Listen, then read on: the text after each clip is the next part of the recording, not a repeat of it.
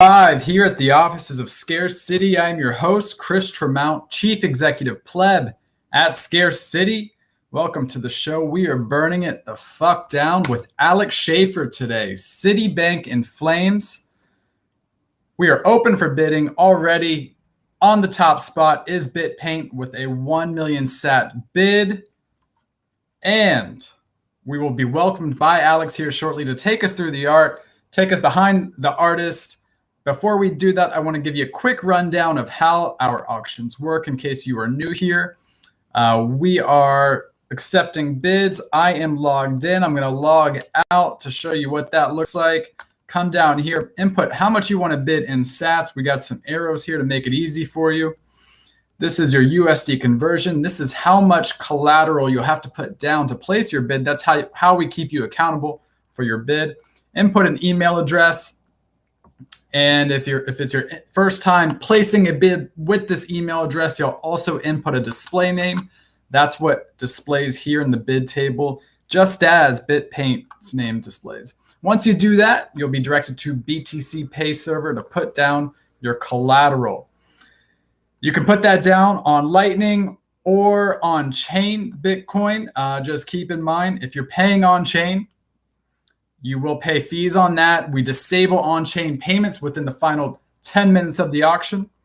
And we need those payments to confirm within the standard auction countdown. We've already got a little bit of a race here. The Zeke and BitPaint right now, 3 million sats on top. Now, if you want, if you really want to win this thing and you don't want to put down a deposit with every single bid, your best option is to register and log in here. Put down a single deposit of 1 million sats. That will unlock unlimited bids for the duration of the auction, especially if you're just paying on chain. That's the easiest way to go here, okay? Pay once on chain and you're set. You don't have to worry about getting your Lightning wallet set up in the final minutes or having any chaos like that. If you do have any questions, hit us up. Join us in the banter channel. That's where all the trash talking and auction updates are happening. And it's also where we can answer any of your questions or just DM us on Twitter or Telegram. We're easy to find. All right, without further ado, I'm going to welcome on our special guest, Alex. Alex, how are you? I'm ready. I'm excited. Jamming out. I forgot to put my headphones in. Let me go ahead and do that. All right. Let the game begin. I mean, you're a painter, a harmonica player. What else do you got up this bag of tricks, Alex? You're a talented guy. Like playing harmonica in the days of wearing masks, it's hard. Harmonicas have lost a little bit of their. I think all the wind instruments right now are kind of. Stop playing that, would you? But I don't know. It's good to see you back. For the last time I saw you was to meet you in Miami. That was fantastic. Yeah, it's always good to see you, man. I always enjoy our conversations. You always get me riled up, and you've always got some passionate things to say. So I look forward to getting into our chat here. Yeah, and I got this special effect here. I got a little projector that's shooting this animated GIF on the painting there. So I see that. I'm blowing it up. Hopefully the audience can see that okay. Yeah, so I can stand in front of it and make the Scarce City very nice. Look like there you go. Got Bitcoin. A nice little variation on the Scarce City logo. I like that. Nice little remix there. Very cool, Alex. Well, hey, this is your second time auctioning one of your pieces with us, and we had the pleasure of live streaming with you before and getting into your background a bit. But for those who didn't join us on that one, how about just start us off with, how I guess that your story starts off more as an artist. So let's start there. Yeah. What's your artist background? How did you get into Bitcoin, and how did the two paths merge? Yeah, I mean, my artist background, I'm old, so my artist background goes back to like the 80s. Yeah.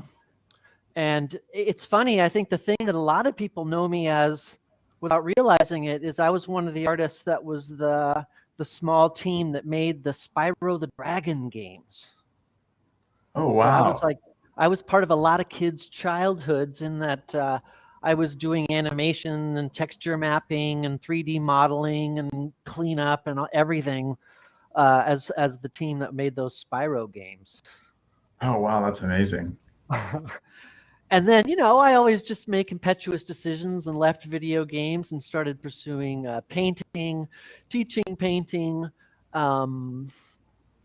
always loving plein air, which is where you, set up your easel and your art supplies and you work right on location, like the French Impressionists. A big fan of that. I've been around the world doing that. I mean, during the pandemic, I got artist in residence at the Sperry Chalet, 6 miles up in Glacier National Park. I got to go painting there for 3 weeks and hike around and see goats and glaciers. It was incredible. That's amazing.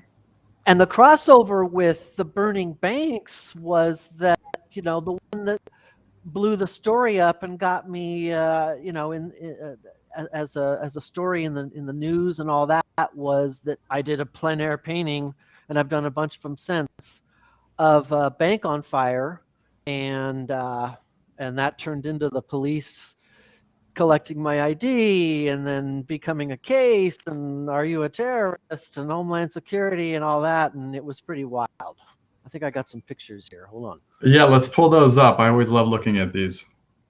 Oh, where's OBS here? So this is, those are some other, working some other plein air pieces. So you can see, you set the easel up right there on the sidewalk and you just have at it. There I was in across the street from this chase here when these cops did a U-turn on Van Nuys right there, and it gave me the once over. How do you think this happened? Did they see your canvas and they saw a bank on fire and they're like, oh, we should talk to this guy? Or do you think there were some complaints?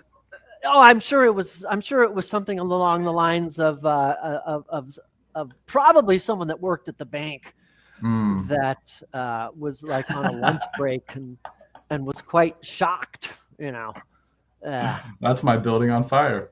Threatened. That's the word. There's certain like legal keywords and stuff that are real, like a trigger the lawyers. Like hate. Do you hate the banks? That was like a question that they kept asking me. Like even when the Homeland Security detectives came to my house, knocked on my door, wanted to invite themselves in. No.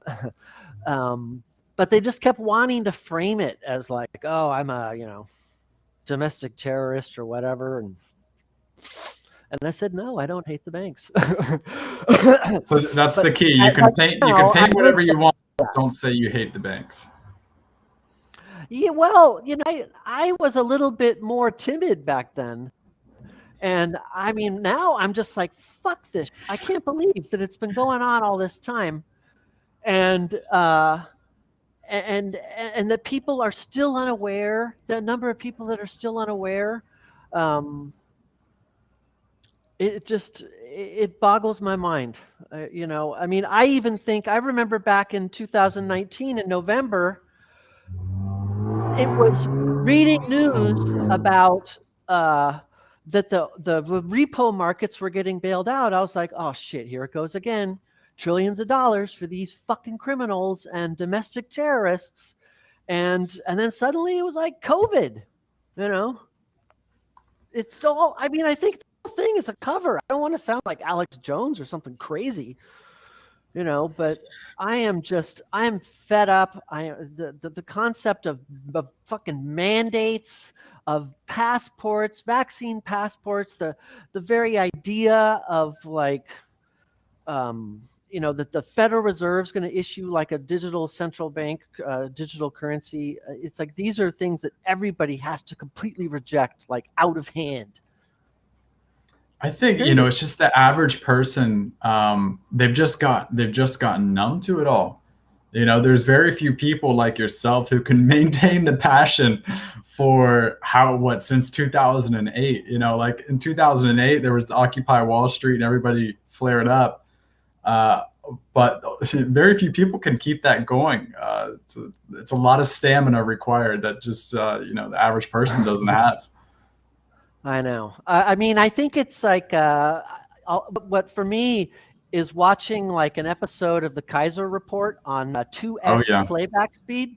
yeah. If you go to 2x playback speed, then Max really comes at you like a machine gun. I like that. Yeah, anytime you're feeling numb, just throw on Yeah, Max and Stacy to get you riled up. yeah, But 2x. you know what's become apparent to me is that the banks, while they are just still getting ridiculous amounts of money, through the Fed and the bailouts, they're becoming less and less relevant. I feel like that's becoming obvious even to people who aren't really paying attention. Thank God. And it's to me, it's pretty clear that that's the path forward. It's not like they're ever going to really get the punishment they deserved. They're just going to dwindle away into irrelevance, large part due to the impact of Bitcoin. And even they're at the point now where they're having to adopt Bitcoin. So, they will get their payback in their own special way in due time. I hope so. It's just I don't want to just like have this turn into sort of a whole angry rant at this stuff, but looking at Afghanistan and just the way that fell apart and the amount of money that was just getting cranked through the system and the lie. Like I always try to explain to people the lie of money today, the lie of the paper money in their pocket, or the just the U.S. dollar. That the way that we've been lied to, especially since we've had this 50th anniversary of the Nixon shock, and the first transformation of the money into this disaster that we're seeing happen before us today, it was. The lie is that that they've been spending all this money on their own behalf with an endless budget to fund fucking Wuhan labs and 20 years in Afghanistan and 15 years in Vietnam. It's insane, And then we read headlines like, "Oh, all the hospitals are collapsing. There's no hospitals and COVID's killing everybody." And I'm like, Jesus fucking Christ, how many hospitals did we build or could we have built in Afghanistan? Or did we?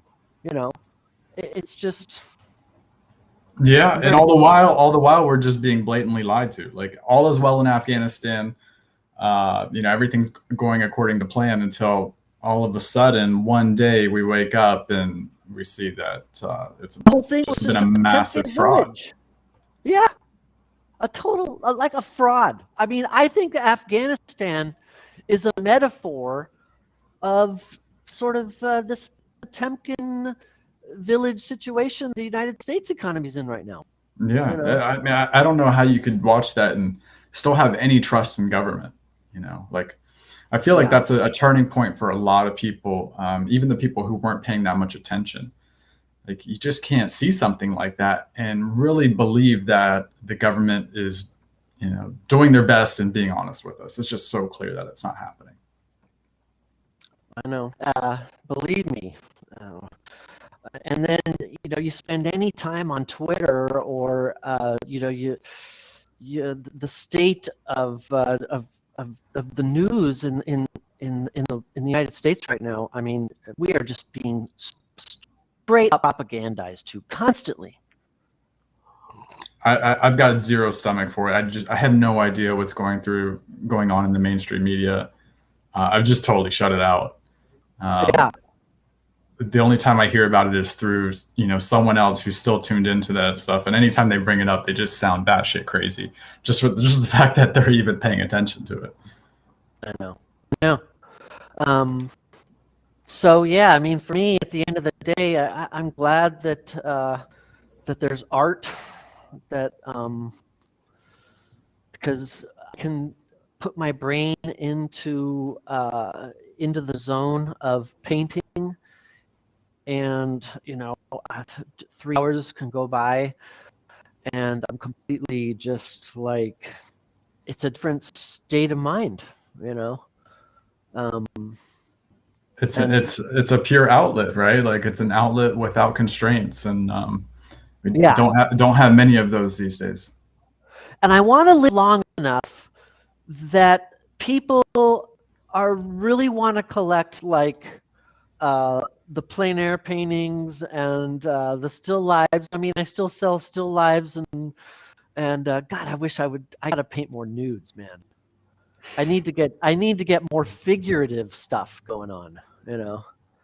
But I just have this vision of a future where the burning banks is like part of history, you know, and people will just be like, "Oh my God, I can't believe it ever got there. Look at this art," you know.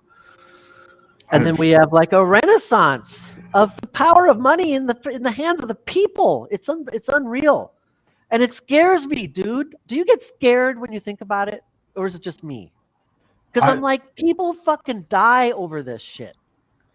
They'll kill you with a gun. Like, who was it? It was like Ben Bernanke that said, "Oh well, at the end of the day, the United States dollar is backed by machine guns," and it's like, fuck. Who's gonna have to bleed? Well, I would be terrified if we didn't have Bitcoin, and it's not just that we have Bitcoin, but now we have a strong group of people that will fight for Bitcoin, and that group of people is becoming larger and larger. And at the end of the day, politicians and the people who work for them, they respond to their incentives, and if they want to stay in office, they're going to have to bend the knee to Bitcoin, or otherwise they're just going to lose too many votes to win. Or a candidate's going to come in who supports Bitcoin, and they're going to sway all of those single issue voters their way, and it's going to be enough to turn the tables. So I am very optimistic, hopeful, as much as I am totally disgruntled with the current situation, just because I feel like, when you connect the dots, it feels like we can get to a better place. But maybe I'm being naive. We'll see. Yeah, I mean, I sometimes brainstorm like ways that they're just going to continue to extend and pretend. And I mean, I'm adamant to people about that. The worst of both worlds is if the Federal Reserve issues a digital currency. Like, literally, that is the worst of everything. Yeah, I mean, that will certainly be. I think it's good and bad. It's bad in that when they issue that, they're going to want to try to eliminate any competition. So I would expect a crackdown on Bitcoin cryptocurrencies when that happens.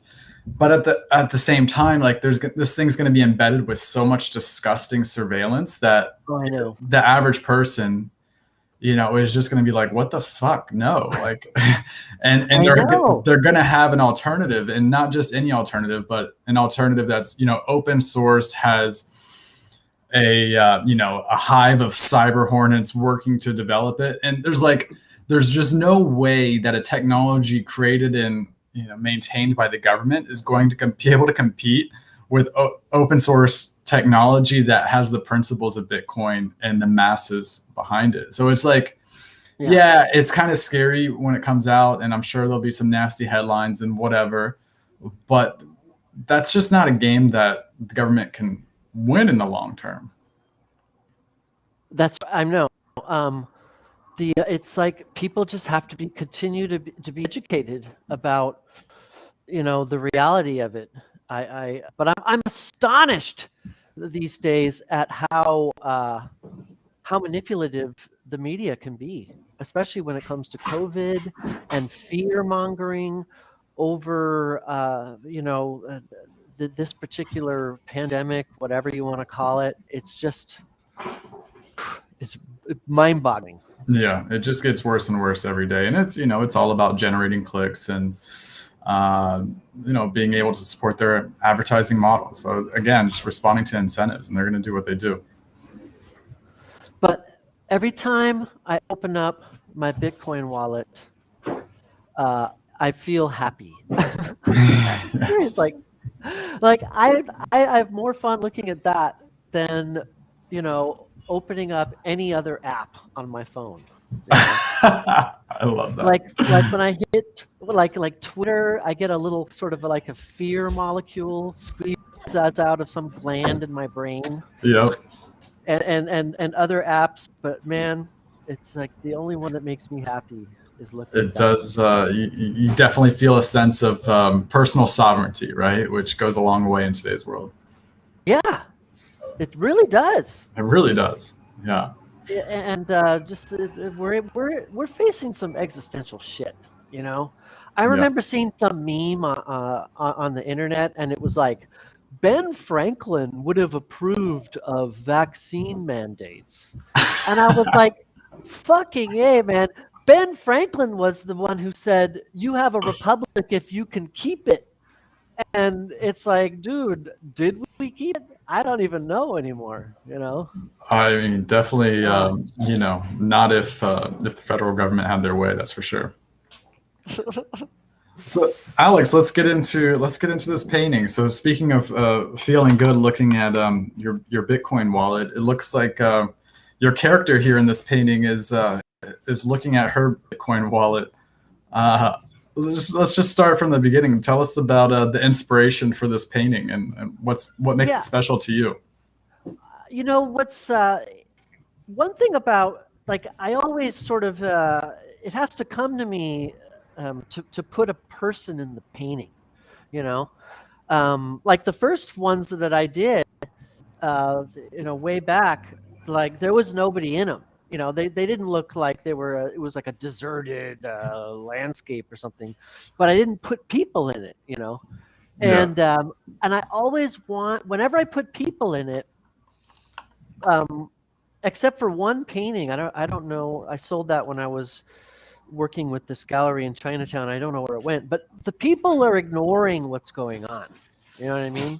Or they don't even, or well, not really ignoring. They just don't even see it. You know, which Yeah. is sort of how I felt about a lot of people. That this news about the mortgage-backed securities and bailouts and all this criminality behind all this money poured at these people and the insanity of that, like the fact that like this news could happen and then nobody notices, it was like, geez. So that's what it felt like. Like, well, there's this Yeah. giant fire. How could you not notice? Yeah. But with this one, I like the idea that the people that, and there's another painting that I have of a Wells Fargo where it's similar, that the people who are not, they're not noticing it because they don't, they're not worried about it. Or it's just like, oh yes, there's this giant fire happening, but I'm okay, which is kind of like when I open up my wallet on my phone, and I'm like, I believe this. Yeah. I mean, it's an excellent point. It's most people are And just then walking also a straight past mother it. and a child, it's a generational thing. Like how are uh, if the money that you're saving for your child's future is just continued to be watered down by just awful policies to bail out people who you wouldn't want to piss on if they were on fire to put them out. That that the money that you save as Bitcoin is going to, I full-heartedly believe, is real value. Yeah. And it's funny, when I was an art student, there was a teacher. I can't remember if I told this last time. Who knows how many people will watch this live stream, right? But I remember I had a teacher, and the way that he explained money to like 18-year-old me or 20-year-old me in art school, he was like, and this was in the 80s, and he was this old guy, and he's like, money is stored human labor. And he kind of said it like that, like Ned Beatty giving that speech in Network. He just like made this fist and was like, "It's incredibly important," and it is true. That's how it should be, right? That's Yeah, yeah, and the fact that there is a segment of society that the people do not elect that has this much control over the base foundation of the economy, which is the currency itself, is trust. That to me philosophically is what sort of like is awe-inspiring about Bitcoin, in that this money power that empires are pivoted on is literally, it's like the Greek gods getting lightning.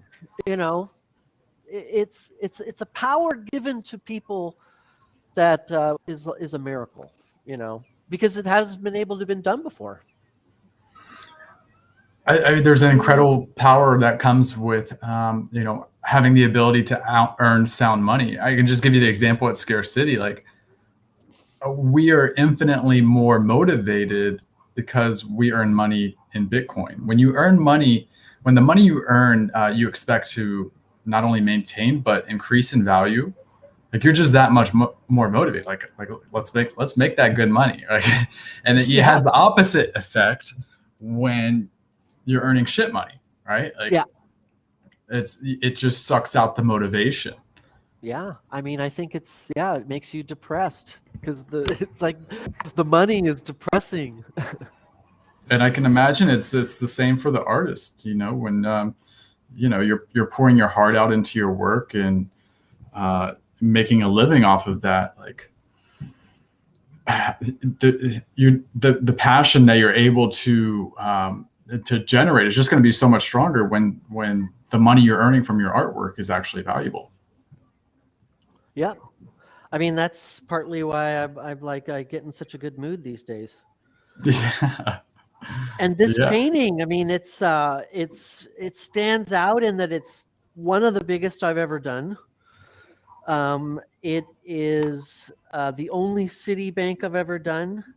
And admittedly, part of the reason I picked the banks is because I want to make a painting, that's aesthetically interesting, And there's just a lot of boring bank architecture over the last, let's say 40 years. It's not like those old sort of Greek temple type of buildings that are fun to paint. But I got a soft spot for this kind of brutalism that this particular branch in Escondido really just grabbed me. I wanted to ask you, how do you choose the bank branches that you put into flames? So you just see it and you're like, oh, that one's got to go. Oh yeah. I mean, it's like you can just tell looking at the building. Like a lot of times I do a lot of scouting for locations. I go to Google Earth, I go to Google Maps, Street View, and I'll just go and search, bank branches and search here. And then I'll start doing Street View drag downs and stuff. And I love doing that, Yeah. But I always got to go out. I want to see it. I want to see the colors with my own eyes. I don't execute the painting entirely on location. Even that first one, that's really expressionistic. That I worked on it more in the studio. But the going straight from life to my eyeball with nothing in between, like a photograph or a digital image or anything, is like, even I'll take my glasses off. I just want this light to shine right in my eye, that I just get the truth of the color the most vividly, And then the contrast of this real dark backlit, because the sun is kind of behind the building, and it was just such a perfect excuse to have this like really vivid, striking contrast that makes the fire look really hot. Yeah, well, it's like the perfect blue LA sky just contrasts so nicely with the flames and smoke. And I love painting, and my paintings are made to be seen in person.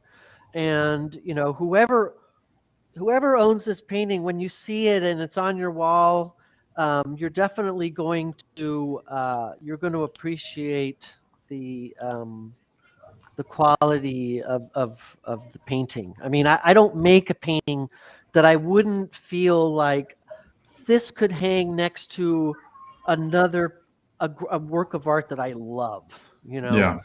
And I always feel I always kind of grovel at the masters a little bit, and but at the end of the day, I really believe in the paintings that I'm making are all they're beautiful, they're non-fungible. Absolutely. And this one is just especially striking to me with, how much like fire and smoke you have going into the sky, and the the level of detail that goes into these flame and smoke brush strokes. It's just amazing. I appreciate that. I'm going to turn off the GIF here. Let me see. Yeah, we got like a little different lighting in here now. Yeah, let's take a look. I mean, I can't like seeing this in a room would just have so much presence. Thank you. Here, I'm doing some studio adjustments right now. See if this helps. Okay, we got a little blurry there. Sometimes it goes out of focus. Yeah. So let me ask you the woman walking with her baby. I love the metaphor. I didn't put it together until you mentioned it. Of, not only does this shitstorm of our money system does it affect us, but of course it affects the younger generations, and the mother walking kind of cluelessly with her child really makes that hit home, right? Like, the woman's not paying attention, she's numb to it, but here she is with her child who's going to just get royally fucked by this system potentially. I mean, unless we have an alternative, which hopefully we do. But was this like a real mother and child walking in the scene, or is this just something like you knew you wanted to put it there and you came up with it on your own? What brought this together? I just, again, like, there has to be like some sort of a moment when I'm like, okay, this is going to be the figure that I'm going to put in, into a particular painting. And I got no problem, again, like leaving them out, and it's just about the building and the light and the fire. And, but yeah, this one I was like, oh my God, I mean, this is a thing that is helping young people, and it's a generational, like, this is where wealth is going to be held,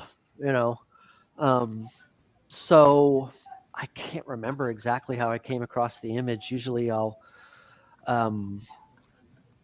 oftentimes just film people walking by, able to take a little like one little figure out of a video, and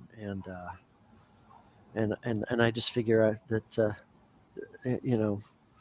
no one's ever going to know who it is or whatever. Right.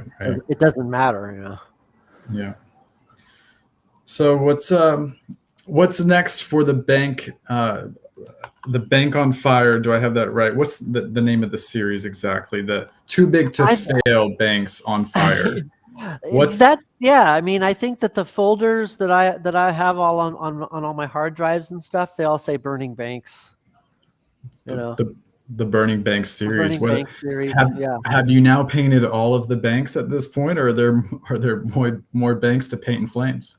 To me, now that I've done a Citibank, doing the Chase, the B of A's, the Wells Fargo's, and now Citibank, that is like the biggest ones that have, they're primary dealer banks, but they deal with the public. The other banks like Goldman Sachs and it's kind of like a different level, so they won't have it's like a branch per se. Right. They're not consumer facing. Right. But yeah, I mean, we could go over to go around the world and keep painting these. I mean, I want this series to just end because these freaking banks die.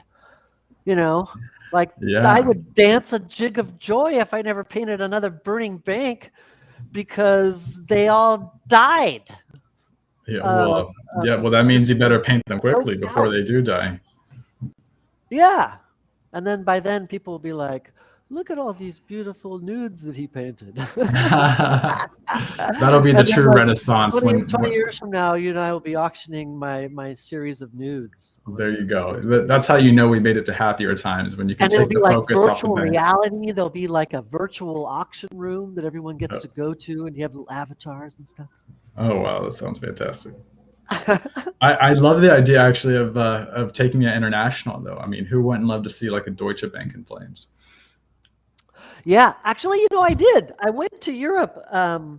There was a guy, gosh, I think it was back in 2013, and he was an art dealer. And I went to Switzerland and I painted HSBCs and banked Oh yeah, that's a good one. Credit Suisse, Yeah, and and uh, uh, uh, and then I met up. I went over to London from there, and I painted some more banks and met up with Max and Stacy. It was crazy.